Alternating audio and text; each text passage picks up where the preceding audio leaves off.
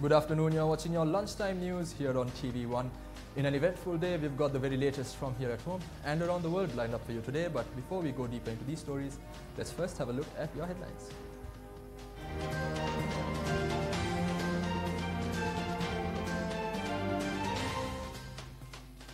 Prime Minister Rajapaksa assumes duties as Finance Minister, says he will work to reduce foreign interference. Poacher shot after shootout with Police Special Task Force in Udavalava. 2 police officers attacked when trying to arrest 2 suspects in Galevala. World's tallest statue unveiled in India.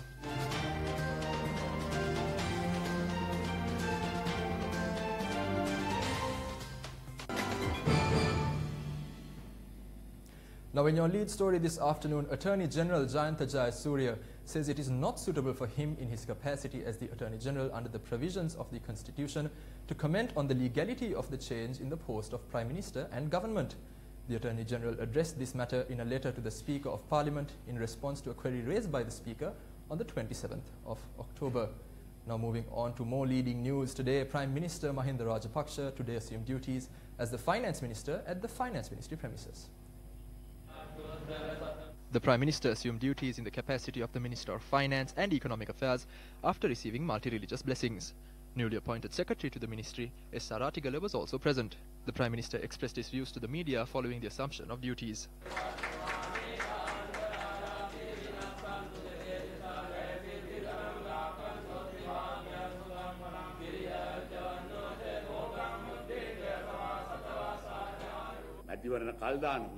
The people who postponed elections are making a big issue because the President prorogued Parliament by 11 days.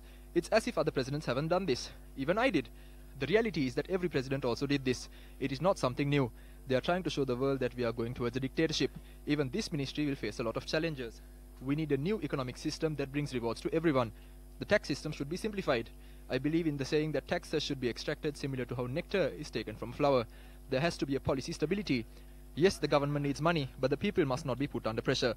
We must consider the cost of living and the situation in the global financial markets. We must protect our reserves. We must go towards an economic policy that promotes exports, tourism and foreign employment.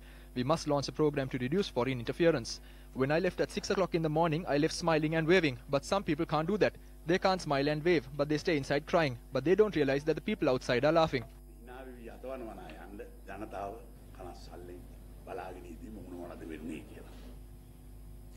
Now in more political news, Douglas Devananda assumed duties today as the Minister of Resettlement, Rehabilitation and Northern Development and Hindu Religious Affairs. The ministry officials and the staff were present at the time. Wants to make sure things are delivered.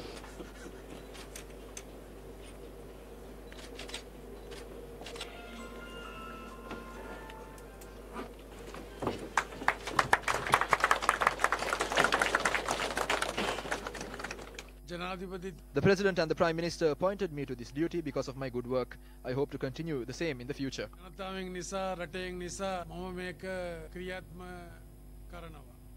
Now in more political appointments, Minister of Education and Higher Education Vijayadasa Rajapaksa visited the Naga Viharaya in Kotte yesterday. Former Mayor of Kotte, Janaka Ranawaka, was also present at the event.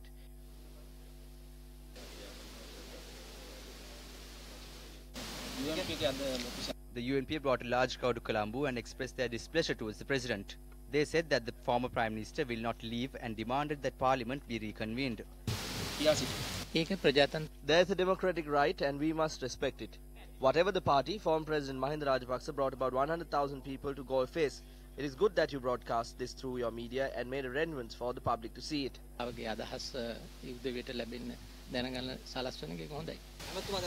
On the 16th, will there be an issue? Will it go the other way? About what? Ranil Wickremesinghe says he has a majority. Yeah, so that will happen. He will have to keep that majority and wait. Can he not show the majority and assume the premiership? How will he show the majority? He says he has 120. We do not have a tradition of just showing a majority. We only have two ways of showing a majority. One is a no confidence motion. The second is by defeating a bill that is submitted for approval. Apart from those two, there is no other way of showing a majority. Now in your local news, the Sri Lankan rupee slumped to a record low today. According to exchange rates obtained from the Central Bank of Sri Lanka, the selling price of a US dollar stands at rupees 176.25. Moving on, in more local news, speaking on the Newsline program this morning as to whether democracy was impinged upon when there was a delay in provincial council elections and the current involvement of the international community, Attorney at Law Maitri Gunratna had this to say. Provincial council elections have been delayed. If that had happened sometime under the Rajapaksa regime, there would have been mayhem in the country by the foreign missions. That's right. Here, 6 provincial councils stands dissolved, and for maybe some of them for about now almost a year. Yeah. Right? There is absolutely no dissent or concern about restoring democracy, franchise of the people. The Department of Meteorology said that the speed of wind in sea areas could increase up to 70 to 60 kilometers per hour immediately from Mathura to Colombo through to Puttalam. Issuing a statement, the Department of Meteorology said the seas will be rough owing to the strong winds. The Met Department further stated that fisher folk and those living by the ocean need to be alert to any potentially dangerous situations. The Met Department further stated that areas near the beaches could expect to see showers or thunder showers after nightfall. They further added that a disturbance in the lower atmosphere over the island has led to the weather situation potentially worsening over the next few days. A poacher was injured during a shootout between poachers and special forces at the Udawala Reserve this morning. Police media spokesperson SP Ruwan Gunasekara said that the injured suspect is currently receiving treatment at the Karapiyattu hospital. He further added that the shooting took place early this morning. The police special task force has also taken a T-56 weapon in the possession of the other suspect into their custody. 2 police officers attached to the Galewala police station were hospitalized after being assaulted while attempting to arrest 2 suspects. Police media spokesperson SP Ruwan Gunasekara stated that the 2 police officers had gone to the Galewala Kiragolla area to arrest the 2 suspects, and a group of men who were present at the location had attacked the 2 police officers.